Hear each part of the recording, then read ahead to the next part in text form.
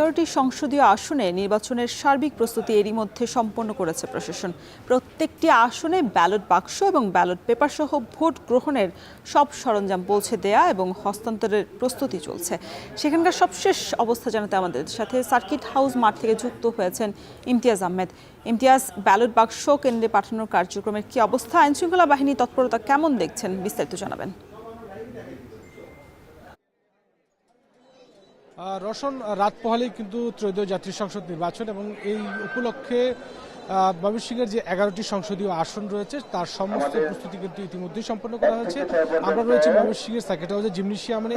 এখান থেকে মূলত ময়মনসিংহ সদর আসনের 179টি যে ভোট কেন্দ্র রয়েছে সেই ভোট কেন্দ্রে যে ভোটের যে সরঞ্জামাদি রয়েছে সেগুলো আসলে প্রিজাইডিং অফিসার, সহকারী প্রিজাইডিং অফিসার, পুলিং অফিসার যারা রয়েছেন তাদের মাধ্যমে সেগুলো বিতরণের কার্যক্রম আনুষ্ঠানিকভাবে এইমাত্র কিন্তু শুরু হলো। এবং আমরা জানি যে এই আসন ময়মনসিংহ সদর 11টি যে আসন রয়েছে 11টি আসনে কিন্তু মোট ভোটার কিন্তু 47,64,099 জন এবং এই ভোটকে কেন্দ্র করে মূলত সুশৃঙ্খল করার জন্য ইতিমধ্যেই ময়মনসিংহের যে 11টি আসন রয়েছে সংশ্লিষ্ট জায়গা থেকে ভোটের যে সরঞ্জামাদি সেগুলোও কিন্তু বিতরণ করা হচ্ছে বিভিন্ন জায়গা থেকে। এবং যেটি একটু পরিস্থিতি বলি যে প্রতিটি কেন্দ্রে কিন্তু 12 থেকে 16 জন আইন শৃঙ্খলা সদস্য দায়িত্ব পালন করবে। এর মধ্যে প্রতিটি কেন্দ্রে 2 জন অস্ত্রধারী আনসার সদস্য, 2 জন অস্ত্রধারী পুলিশ সদস্য দায়িত্ব পালন করবেন। এছাড়া ঝুঁকিপূর্ণ আসনগুলোতে বডি ওয়ার্ন ক্যামেরা ব্যবহার করা হচ্ছে। আইন শৃঙ্খলা বাহিনীর সদস্যরা তৎপর রয়েছেন। এছাড়া পর্যাপ্ত স্ট্রাইকিং ফোর্স, মোবাইল টিম মজুত রাখা হয়েছে।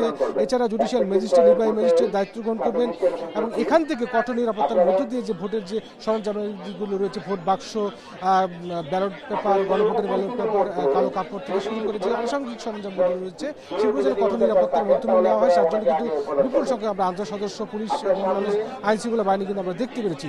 এছাড়া ঝুঁকিপূর্ণ যে কেন্দ্রগুলো আইন শৃঙ্খলা বাহিনী সর্বোচ্চ সতর্ক অবস্থায় রাখছেন এবং যে কোনো ধরনের বিশৃঙ্খলা অপ্রীতিকর অবস্থা ঠেকাতে কিন্তু কঠোর অবস্থানে রয়েছেন। এবং মোটামুটি বলতে গেলে যে যেটা বলছেন যে প্রশাসন বেশি ঝুঁকিপূর্ণ যে কেন্দ্রগুলো রয়েছে তার মধ্যে ত্রিশাল এবং ভালুকা উপজেলা এবং উভয় কেন্দ্রে কিন্তু 72টি করে, অর্থাৎ ময়মনসিংহ সদর 65 এবং পাগলা থানায় 58টি কেন্দ্র কিন্তু ঝুঁকিপূর্ণ হিসেবে চিহ্নিত করা হয়েছে।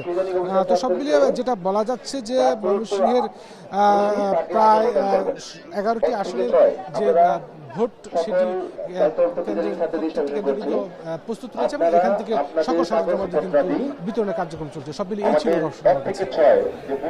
ময়মনসিংহে 11টি সংসদীয় আসনের নির্বাচনী প্রস্তুতির খবর জানাচ্ছিলেন ইমতিয়াজ আহমেদ। সময় হলো আরো একটা